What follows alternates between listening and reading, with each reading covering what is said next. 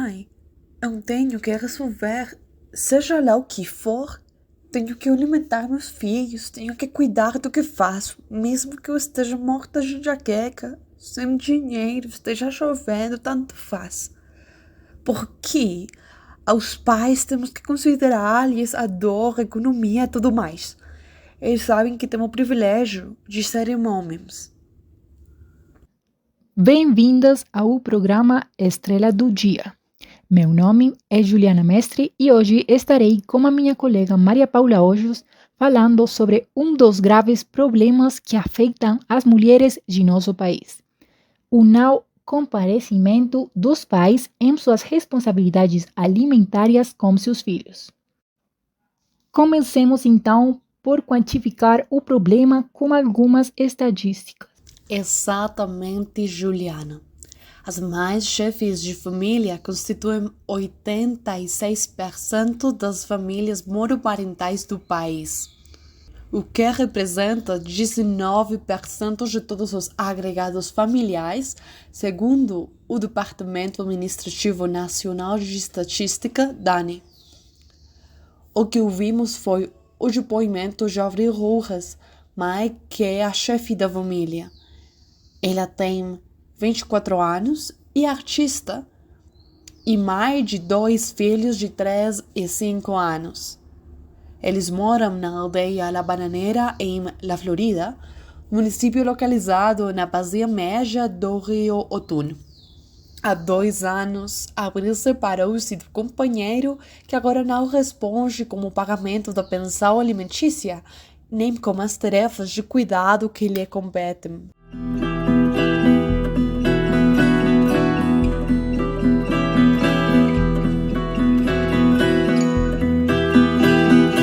E como bem mencionou Abril, a falta de pagamento da pensão alimentícia, um problema que afeta diretamente as mães chefes de família, é apenas a ponta do iceberg. Se analisarmos a situação em uma perspectiva mais ampla, podemos observar que a insegurança alimentar não se limita à mera falta de recursos, mas sim configura-se como uma forma de violência que afeta diretamente as mães e os seus filhos. Para o coletivo de advogadas, a rede jurídica feminista, a insegurança alimentar é uma acumulação de violência econômica, psicológica, física, verbal e institucional vicária exercida contra as mães e as suas filhas que, tal como outras violências sexuais, o objetivo é manter a dominação e também a situação de iniquidade sexual. Dados alarmantes comprovam essa realidade. Entre 2019 e 2020, na Colômbia, houve 46.499 pessoas acusadas de processos penais por não cumprimento dessa responsabilidade. E o perfil dos devedores é claro: 86% eram homens, segundo o jornal El Tiempo. Para nossos ouvintes, uma imagem. 2 crianças pálidas no pátio da casa, olhando a gente com cansaço. Olhamos para o armário. A gente sabe que não tem nem meio quilo de arroz e que o dinheiro do mês já foi gasto no pagamento do aluguel e do transporte. A gente se pergunta: por quanto tempo mais carregarei esta responsabilidade sozinha? O que vem a continuação foi o depoimento de Sol Sánchez, que está separada do ex-companheiro há 4 anos, de que de vez em quando essa irregularidade aparece financeiramente com 100 ou 150 mil pesos, valor inferior à cota, e não aparece novamente até alguns meses depois. Após 4 anos como chefe de família, não pedi ajuda nem acionei a via legal devido à falta de assistência alimentar do pai. Senti-me compelida a ativar a rota não só porque precisava, mas também porque precisava que eles entendessem que isso não é vida. Se o homem decidir ter 2 filhos, ele não pode me dizer, me paga para cuidar deles. Não é assim a vida. Nem as regras da sociedade funcionam.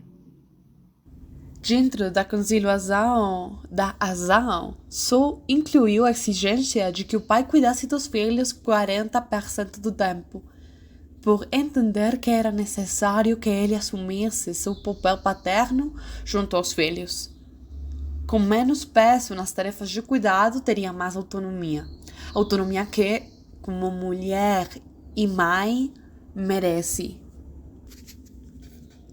Continuando a discussão sobre a necessidade de proteger os direitos das mães e garantir a participação equitativa dos pais na criação dos filhos, é importante destacar as lacunas e complexidades existentes na via institucional. Por exemplo, na ativação da via institucional, há casos em que os funcionários públicos desencorajam as denúncias com comentários revitimizadores, como questionamentos cruéis para a vítima ou insinuações sobre sua conduta prévia. Além disso, não há celeridade nos processos. As mulheres são frequentemente pressionadas a concordar com seus agressores para evitar conflitos adicionais. E a responsabilidade é frequentemente lançada entre as entidades, criando um ambiente de impunidade. Adicionalmente, é lamentável notar que os funcionários públicos responsáveis às vezes não estão presentes quando as mulheres vêm denunciar, como foi o caso de Abril Rojas.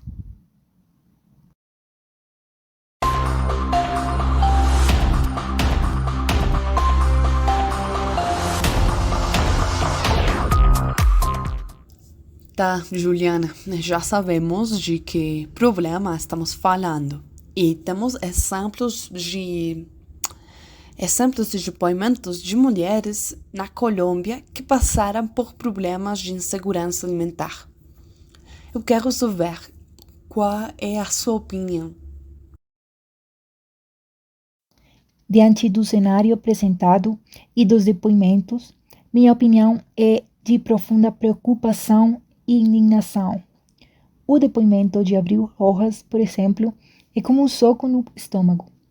Sua frase, porque os pais temos que considerar-lhes a dor, a economia e tudo mais, reflete o sentimento de milhões de mulheres que se veem obrigadas a carregar o peso da criação dos filhos sozinhas, enquanto os pais se esquivam de suas responsabilidades.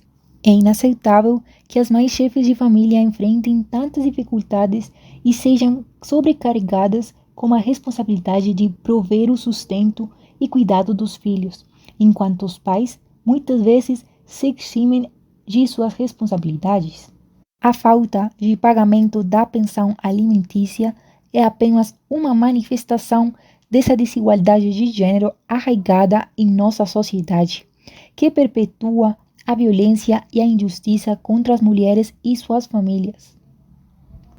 A autonomia das mulheres, como mães e como seres humanos, deve ser respeitada e garantida, e os pais devem ser responsabilizados por seu papel na criação dos filhos.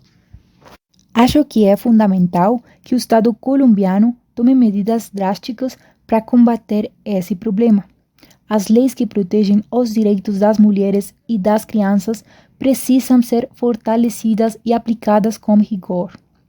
Os devedores de pensão alimentícia devem ser punidos com severidade e os pais precisam ser obrigados a assumir sua parcela de responsabilidade na criação dos filhos. Mas, além das medidas legais, também é preciso mudar a cultura machista que perpetua essa desigualdade. A sociedade precisa reconhecer o valor do trabalho das mulheres e dos cuidados que elas dedicam aos filhos. Os homens precisam ser cobrados a serem pais presentes e responsáveis. Você que opina, Maria Paula? Para mim, Juliana, é um tema. Eu acho que esta é uma das manifestações do aquilo que é óbvio. E é que, quando falamos de algo como o patriarcado, estamos falando de uma construção histórica feita fora das mulheres. Esta construção é a sociedade. Agora, na modernidade, as formas de dominação ou inquietude são trazidas à luz nas estruturas legais, jurídicas e judiciais. Ou seja, concordo com você em que é fundamental que o Estado tome medidas drásticas, mas poderia ser ingênuo esquecer que o Estado é uma estrutura patriarcal. E mesmo se estas medidas sejam tomadas, não temos garantias de que essas medidas serão aplicadas corretamente. Cada vez que a burocracia atrapalha processos, ou, se uma vez aplicadas, serão seguidas. De outra parte, é certo que a sociedade deve reconhecer o valor do trabalho das mulheres e, portanto, o valor do cuidado. Mas o que acontece é que o valor do cuidado não é um valor monetário. É um valor que escapa para a mundanidade. É um pilar da vida humana que, uma vez reconhecido dentro da sociedade, no caso dos velhos, como uma responsabilidade que diz respeito a ambos os sexos, deve ser realizado pela ética dos indivíduos e não por uma exigência legal do Estado. O filósofo, economista e matemático Stuart Mill compreendeu profundamente que existem leis de costumes que não são escritas e leis escritas que não são seguidas porque os costumes são contrários. Neste caso, as leis e os seus descumprimentos são sintomáticos da injustiça sexual na sociedade.